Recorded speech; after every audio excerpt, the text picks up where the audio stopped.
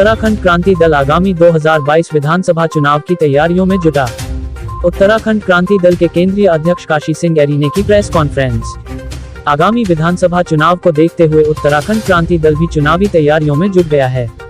इस बार दल सख्त भू कानून, राजधानी गैरसैंण, पलायन, रोजगार व स्वास्थ्य सेवाओं के मुद्दों को लेकर जनता के बीच जाने की तैयारी कर रहा है।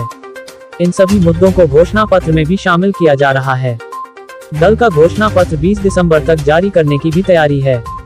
इसके साथ ही प्रत्याशियों की पहली सूची भी जारी की जाएगी। उत्तराखंड क्रांति दल की पहचान राज्य स्तरीय मान्यता प्राप्त दल के रूप में रही है। यह बात अलग है कि अलग राज्य गठन की अवधारणा के साथ पैदा हुआ यह दल इस समय अस्तित्व बचाने की जंग लड़ रहा है। राज्य गठन के बाद हुए पहले चुनाव में उत्तराखंड ने गैर मान्यता प्राप्त पंजीकृत दल के रूप में चुनाव लड़ा।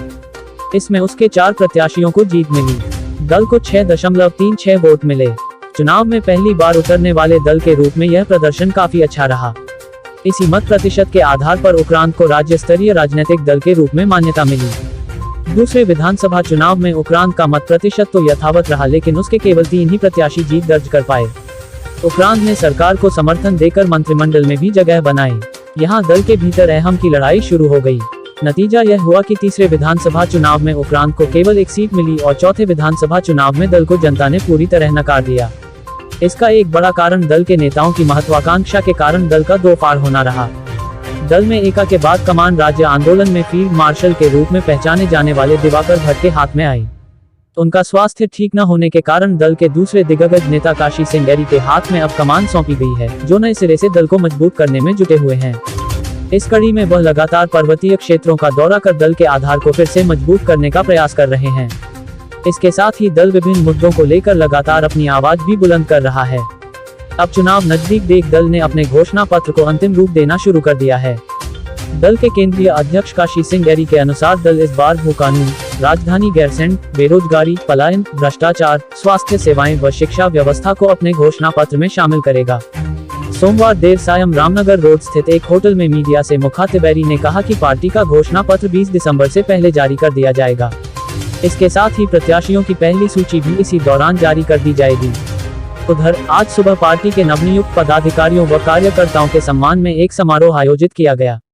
काशीपुर से जुगनू खान की रिपोर्ट। लोक स्वराज पार्टी है, ऐसा कुछ नाम है। देवेश्वर भट्ट जी जिसके अध्यक्ष हैं, और भी बहुत से तरह, अभी मुझे नाम ध्यान नहीं आ रहा है। कल हम लोग बैठेंगे तो उसकी विज्ञप्ति भी जारी करेंगे। आम आदमी पार्टी भी इस बार चुनाव लड़ रही है, उसके बारे में आम आदमी पार्टी चुनाव लड़ रही है। वो भी दिल्ली की पार्टी है और हमारे नज़र में वो भी राष्ट्रीय पार्टी है, तो लड़ रही है। जैसे भाजपा लड़ रही वैसे कांग्रेस लड़ रही है, वैसे वो भी लड़ रही है। उसका कितना प्रभाव मानते हैं आम आदमी पार्टी का उत्तराखंड में? होर्डिंग लगी हैं, लोग में के बीच में वो जा रहे हैं, अपना प्रचार कर रहे हैं, क्योंकि उनके पास संसाधन है तो जा रहे हैं। लेकिन अब कितना लोग उसको मानेंगे, ये तो आने वाले समय की बात है। अब अस्थायी और स्थायी राजधानी की बात करें।